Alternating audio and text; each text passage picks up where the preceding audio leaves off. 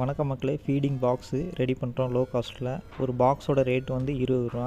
அதுக்கு தேவையான பொருள் இது மட்டும்தான். கத்தியை வந்து தீயில நல்லா வாட்டிட்டு ஹோல்ஸ் பண்ணிக்கணும். ஹோல்ஸ் பண்ணிவிட்டு நமக்கு அதுக்கடுத்தது கேஜில் மாட்டுறதுக்கு 2 ஹூக்கு வேணும். ஒரு ஹூக்கோட ரேட் வந்து 2 ரூபா, 2 ஹூக்கு வந்து 4 ரூபா.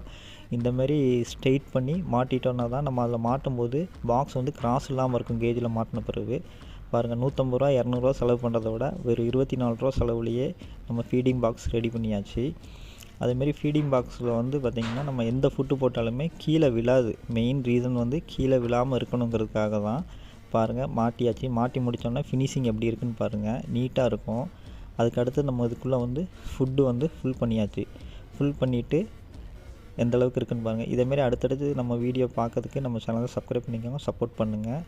மாட்டிட்டு கேஜ்லேயும் மாட்டியாச்சு. கேஜில் மாட்டின பிறகு புறாக்கள் எப்படி நீட்டாக சாப்பிடுன்னு பாருங்கள். எதுவுமே கீழே விழலை. தேங்க்யூ ஃபார் வாட்சிங்.